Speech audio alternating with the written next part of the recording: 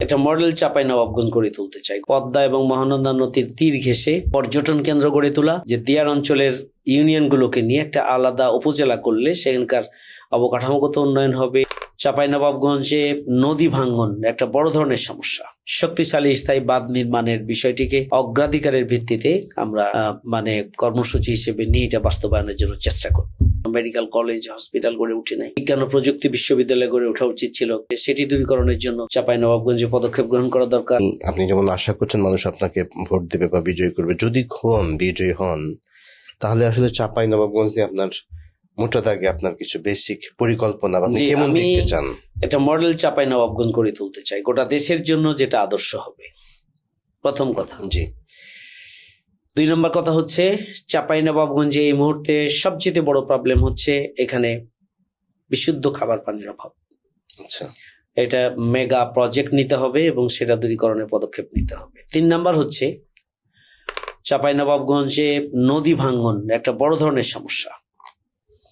আমরা মহানন্দা নদী এবং পদ্মা নদীর ভাঙ্গনের 2 তীরে শত শত মানুষ প্রত্যেক বছর সর্বশান্ত হচ্ছে, নদীর অতলে তলিয়ে যাচ্ছে, ঘর বাড়ি সর্বনাশ হচ্ছে, তারা সর্বনাশ হয়ে যাচ্ছে জনগণের। এবং বিশেষ করে হেক্টরের পর হেক্টর জমি নদীগর্ভে বিলীন হয়ে যাচ্ছে। শস্য ফল ফলাদি যেখানে উৎপাদিত হতো সেগুলো ধ্বংস হয়ে যাচ্ছে প্রত্যেক বছর।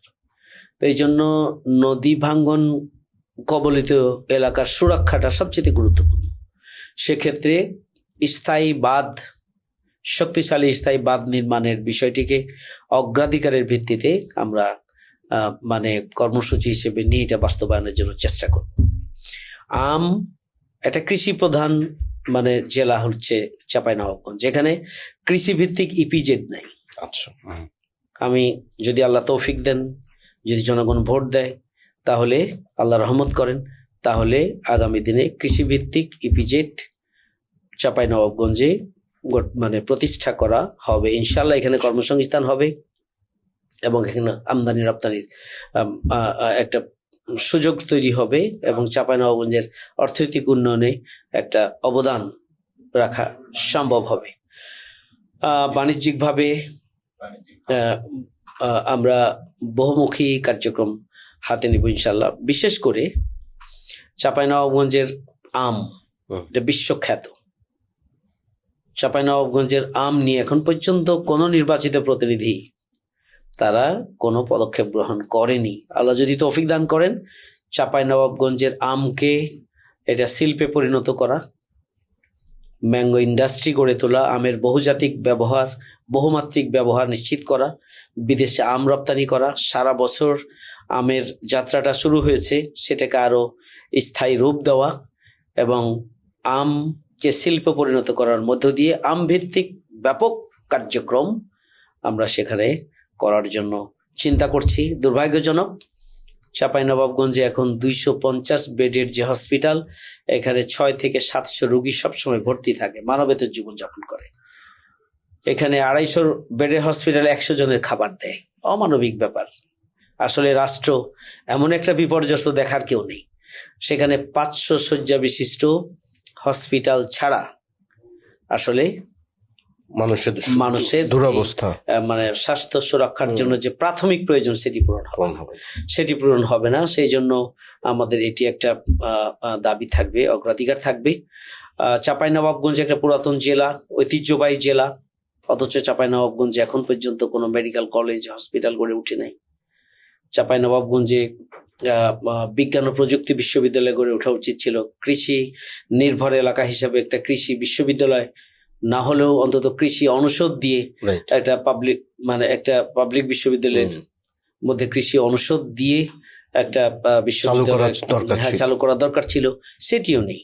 এখানে কাঠামোগত দিক থেকে আসলে শিক্ষা প্রতিষ্ঠানগুলো, মাদ্রাসা, মসজিদ এবং স্কুল কলেজ, এগুলোর কাঠামোগত অনেক দুর্বলতা রয়েছে, সেটি দূরীকরণের জন্য চাঁপাইনবাবগঞ্জে পদক্ষেপ গ্রহণ করা দরকার। আর রাস্তার অবস্থা, এখনো একটা অঞ্চল আছে যেটা চর অঞ্চল, দিয়ার অঞ্চল, পৌরসভা থেকে শুরু করে সব জায়গায় রাস্তার বেহাল অবস্থা, কারণ দুর্নীতি হয়েছে। যে রাস্তা 10 বছর থাকার কথা সেই রাস্তা 2 বছর, 1 বছর, 1.5 বছর যেতেই সে রাস্তাটা নষ্ট হয়ে যায় দুর্নীতির কারণে, ভেঙে যায়, চলাচলের অনুপযোগী হয়ে যায়। এই জন্য চাঁপাইনবাবগঞ্জের অগ্রাধিকারের ভিত্তিতে আমরা চর এলাকা, দিয়ার এলাকা থেকে শুরু করে রাস্তার বিপর্যস্ত অবস্থা দূরীকরণে একটা বিশেষ পদক্ষেপ আমরা গ্রহণ করব। আমি আমার মানে চিন্তা যেটি আছে, আগামী দিনে আল্লাহ তৌফিক দান করলে পদ্মা এবং মহানন্দা নদীর তীর ঘেঁষে পর্যটন কেন্দ্র গড়ে তোলা এবং একটা সার্কেল রোড তৈরি করে শহরের সাথে এবং ইউনিয়নের সাথে আর এক ইউনিয়নের ইউনিয়ন টু ইউনিয়ন আভ্যন্তরীণ যোগাযোগ ব্যবস্থাটাকে উন্নত করার জন্য একটা মেগা প্রজেক্ট নেওয়ার চিন্তা রয়েছে। আমি একটা ইতিমধ্যেই জনগণের কাছে আমি বলেছি যে দিয়ার অঞ্চলের ইউনিয়নগুলোকে নিয়ে একটা আলাদা উপজেলা করলে সেখানকার অবকাঠামোগত উন্নয়ন হবে, অফিস আদালত হবে, উপজেলার জন্য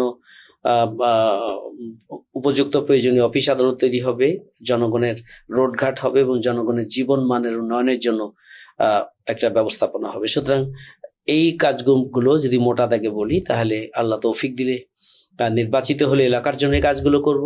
একজন সংসদ সদস্য হিসাবে পার্লামেন্টে যে অবদান রাখা উচিত দেশের জন্য, সংবিধান সংশোধন সহ দেশের প্রয়োজনে যে কোনো আইন প্রণয়নের জন্য যে ভূমিকা রাখা উচিত সে ভূমিকাও আমি আমার জায়গা থেকে চেষ্টা করব সর্বাত্মকভাবে উপযুক্ত এবং কার্যকর ভূমিকা রাখার।